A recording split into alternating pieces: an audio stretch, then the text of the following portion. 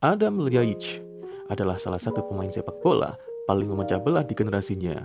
Pemain kelahiran 29 September 1991, bergabung dengan Partizan dari klub kampung halamannya yaitu FK Jošanica saat berusia 14 tahun dan melakukan debutnya untuk Partizan pada usia 16 tahun pada Juli tahun 2008.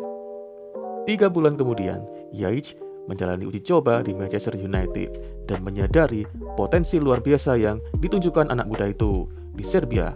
Pada bulan Januari tahun 2009, Manchester United mengumumkan bahwa mereka telah merekrut Ljajic dan rekan setimnya Zoran Tosic dari Partizan.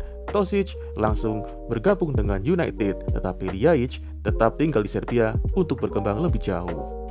Kemajuan Ljajic terlihat jelas ditandai dengan beberapa penampilan cemerlang di tim utama Partizan, terutama di babak grup Liga Eropa di musim 2009-2010. Ljajic juga memantapkan dirinya di tim nasional Serbia U21 di sela-sela perjalanannya ke Manchester United untuk berlatih bersama MU pada bulan Oktober tahun 2009. 3 bulan sebelum Ljajic bergabung dengan United secara permanen. Namun, ketika kesepakatan akan tercapai, United tiba-tiba membatalkannya. Ada beberapa alasan yang keluar dari klub atas keputusan ini. Yang resmi adalah karena Kementerian Dalam Negeri gagal memberikan izin kerja. Apapun alasannya, impian Ljajic pupus. Namun ia diberi kesempatan lagi sebulan kemudian saat Fiorentina merekrut pemain berbakat dari Partizan pada Januari tahun 2010. Pelatih Cesare Prandelli memberi pemain Serbia itu 10 kesempatan bermain untuk La Viola di bawah asuhannya. Di paruh kedua, musim saat penyerang beradaptasi dengan lingkungan barunya, dan di akhir musim, Prandelli pergi untuk memimpin Italia dan rekan senegaranya, Sinisa Mihajlovic, ditunjuk sebagai pelatih kepala. Kedatangan Mihajlovic berarti lebih banyak peluang bagi Ljajic yang mencatatkan total 28 penampilan dan 3 gol untuk Fiorentina di semua kompetisi. Mihajlovic kemudian meninggalkan Fiorentina pada musim gugur berikutnya dan menjadi manajer tim nasional Serbia dengan Delio Rossi ditunjuk Fiorentina sebagai penggantinya. Ljajic kesulitan di bawah asuhan Delio Rossi dan kesegalanya memuncak pada Mei 2012 ketika tim kalah 2-0 dari Novara.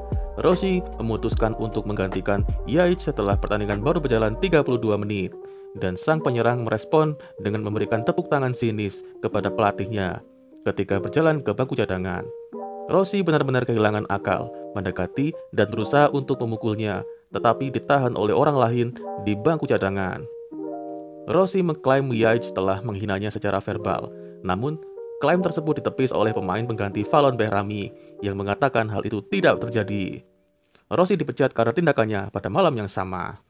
Hanya beberapa minggu setelah kejadian ini, Ljajic kembali menjadi berita utama negatif.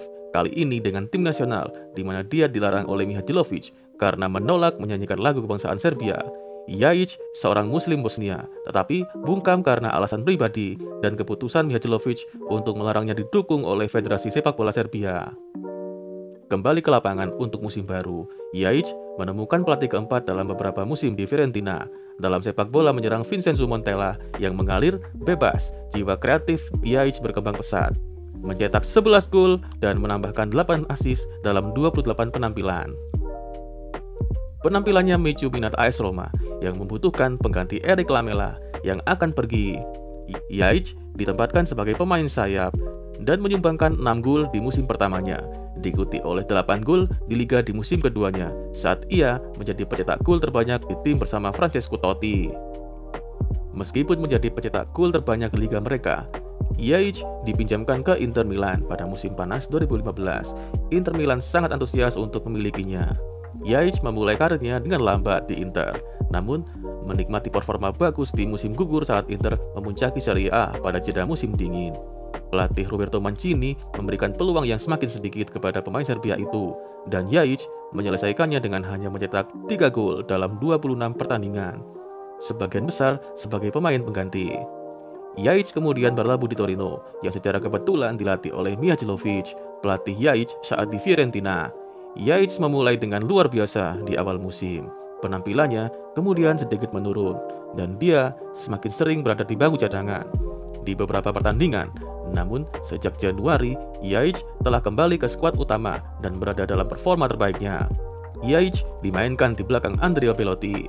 Dari sana, ia mempunyai kebebasan bergerak di lapangan untuk mengambil bola di posisi berbahaya, di mana ia bisa menyerang lawan. Kebebasan yang diberikan kepadanya merupakan kunci dari performa terbaiknya. Setelah dari Torino, Yaich berpindah di beberapa klub, yaitu Besiktas, Fatih Karagümrük, Nafti Pazar. Di level timnas, Yaich menjadi pemain yang diandalkan sejak Serbia U17 sampai timnas senior dan menjadi salah satu skuad Serbia di Piala Dunia. Adam Yaich adalah gelandang serang yang mampu bermain di kedua sisi. Berada di belakang striker, peran terbaiknya tidak diragukan lagi.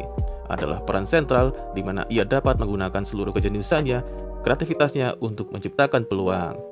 Akselerasinya sangat cepat, passingnya juga akurat, dan tembakannya berkelas dunia.